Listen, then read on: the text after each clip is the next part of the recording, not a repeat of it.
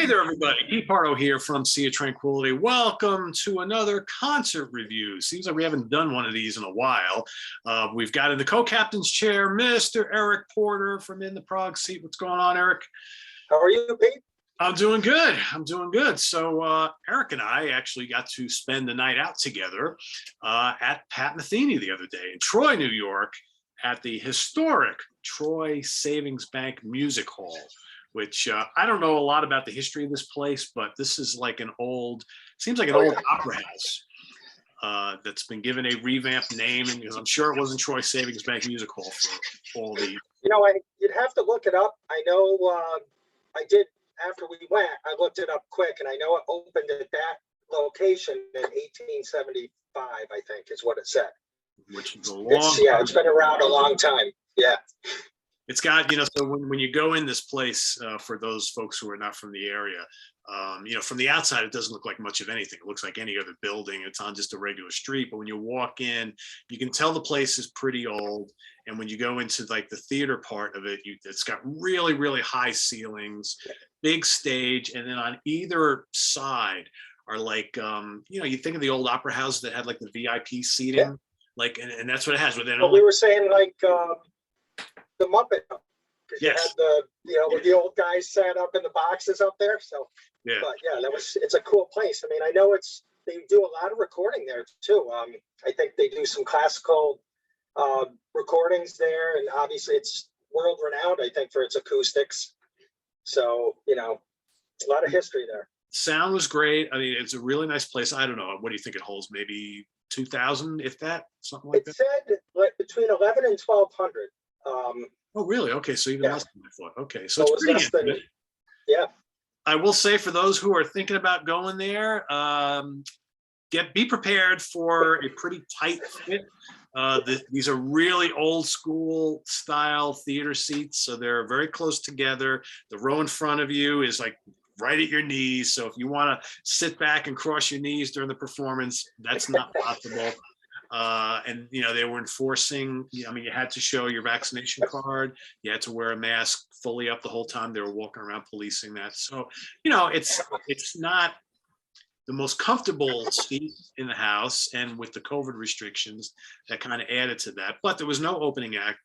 Pat and the group played like that 2 hours, maybe 2 hours and 5 or 10 minutes. But the acoustics were fantastic. I mean, really, really good. So Eric is actually from the area up there, and I drove up to go to the show, about an hour and 20-minute ride for me. And we met at DeFazio's before the show, which is, I guess, now a kind of famous pizza place, because anybody who watches Dave Portnoy, who does Barstool Sports, and also does all these pizza reviews from all over the country. He actually he was up in the area, like a month and a half ago? Yeah, it was, I think, late August, because he comes up for the track season in Saratoga. Yeah. I think like the end of August, early September is when he was there. Yeah, so he reviewed this place, gave it like 8.5 rating or something, which is really high. So, and it's actually just a few blocks away from the theater. So we met there for dinner, had some pizza there, then went to Rare Form Brewery, which is a fairly newish brewery in town that's also close to the venue. And we actually caught a half of a musical act there, which I forget the gentleman's name, but it was like a one-man band guy who had like multiple keyboards. He had like a mini Moog and a guitar. Yeah, the guitar, right? Playing like that, like 80s synth pop music, right? Well, we were talking like it was like club music. But it was pretty impressive to see him. And like you said, I wish I could remember his name, but one-man band, obviously had a bunch of stuff programmed in the keyboards and everything else, but he was a good player. Good player, good singer, and he had all the moves. It's like Sean Flynn or something like that, or James. Yeah, Flynn. Maybe that might have been it. Something like that. Might have been it. Probably a local guy up there, but So went to the Troy Savings Music Hall. Show was supposed to start at 8. It started about 10 after 8. So basically, for those who are familiar with Pat's new Side Eye release, which do I even have? I've got it here, Pete. Oh, there you go. So Side Eye, that's a New York City performance, right? With him and he's got this new Side Eye project where what he's doing is he's going out and playing live dates with, new incoming jazz musicians. So for that album and for these shows, he's got James Francis on keyboards and Joe Dyson on drums. I think Joe is from New Orleans. I don't remember where James was from. I think he's Houston. Houston. Okay. Yeah. You know what? You are right. You did say that night. So he's got those two guys. So this is just a trio, which is really interesting because the bulk of the material that was played this evening was not originally recorded by a trio. Most of this stuff was recorded in Pat's bigger bands. So here you had these three guys kind of filling out everything, which I thought was pretty interesting. And, also pretty well done considering, because I don't know, at one point during the show, when he's playing stuff from like, Letter from Home or Still Life Talking, which is Pat's bigger band with multiple percussionists and vocalists and all this kind of stuff. And here these three guys are doing all the parts, and it sounded pretty incredible to me. It was amazing. Yeah, agreed. And I know we got talking and just watching the James Francis on the keyboards, he was doing a lot of the bass lines. And I think it even sounded like it was fretless bass, the way the keyboard was programmed. Just phenomenal playing. Yeah, I mean, he literally, and he had the one keyboard that he was playing all the bass lines on was pretty up high. So he was reaching up here and then doing all the other stuff over here, and he didn't miss a beat. And, you really notice it. Like they played Bright Size Life, which is Pat's first solo album. That was the album with Jaco Pastorius on. And they're doing the title track, and he's doing all the fretless stuff on this keyboard. If you closed your eyes, you would have thought Jaco was up there on stage with him, which I thought was it sounded great. Yeah, it sounded really good. So I'll run through the songs that they played, and feel free to interject any kind of commentary on what we heard. But they started off with Turnaround, which is an Ornette Coleman song that the guys played on the 80-81 album back in 80-81. And that's also on the side. Don't forget, I think, Pete, when he came out, he kind of introduced the guys, but he did a duet, I think, with each guy first. That's right. So yes. Yeah, absolutely. Yeah. Okay. I don't know whether... I'm trying to remember if that was like because I think he came out and played with Joe first.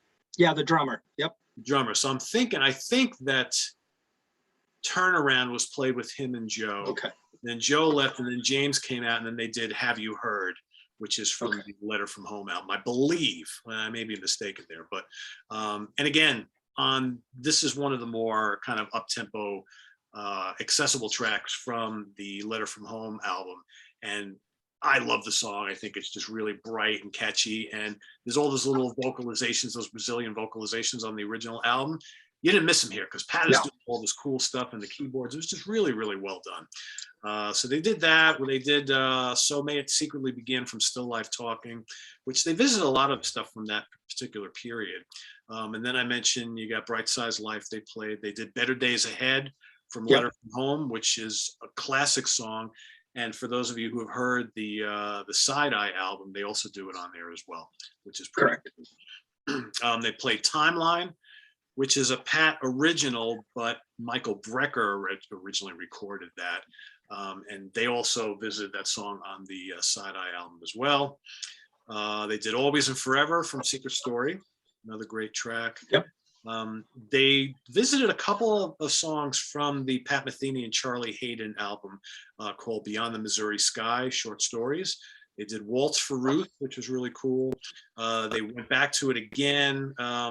Later on in the set, they played Message to a Friend.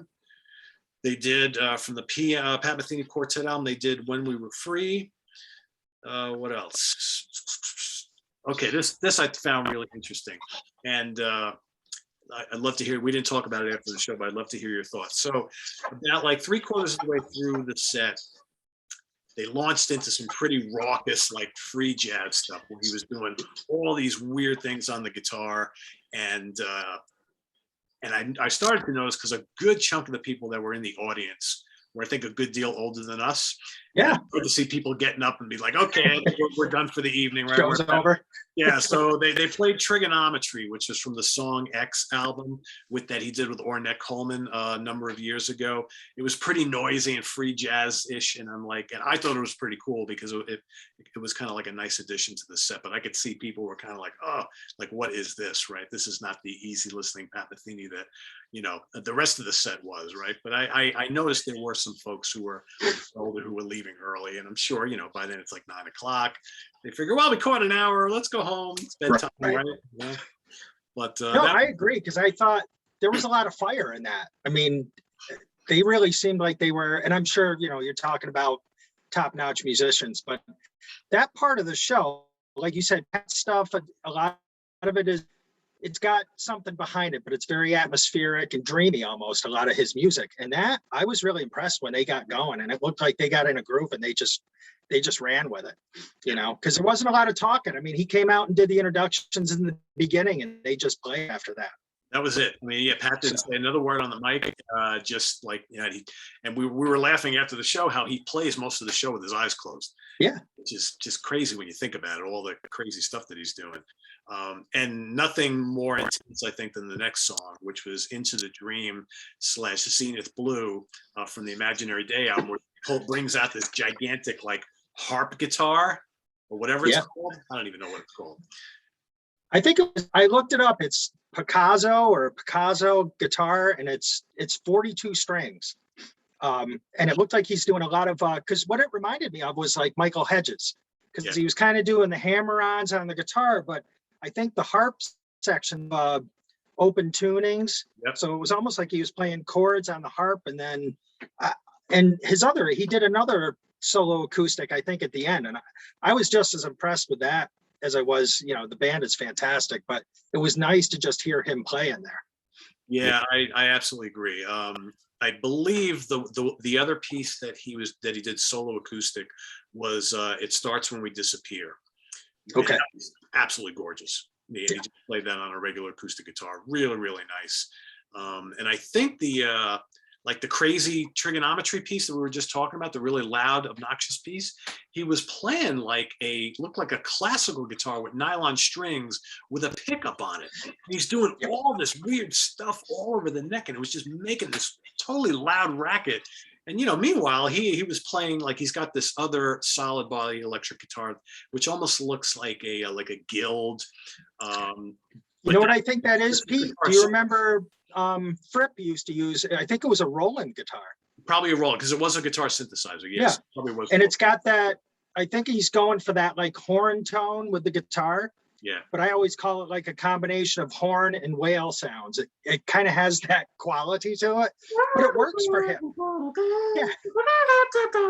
Yeah. Exactly. But it works, it sounds great. And he's used that same sound for years when he goes to that guitar. So yeah. And he used that for probably 4 or 5 tunes, I think. And I think so. The bulk of the show he played on his hollow body electric that Ibanez box, right? Which that's usually what he plays, and that's usually when you hear that's that's kind of what you expect from him. So all right, so after Into the Dream, Zenith Blue on the big harp guitar, whatever the hell you call it, they played. I think he left the stage at that point, and then they all came back out together for an encore, and they played this big medley of tracks, like Phase Dance, Last Train Home, This Is Not America, September 15th, and I think 3 other little snippets, all from various bunch of albums, but it all sounded like one long piece, which is pretty cool. Yeah.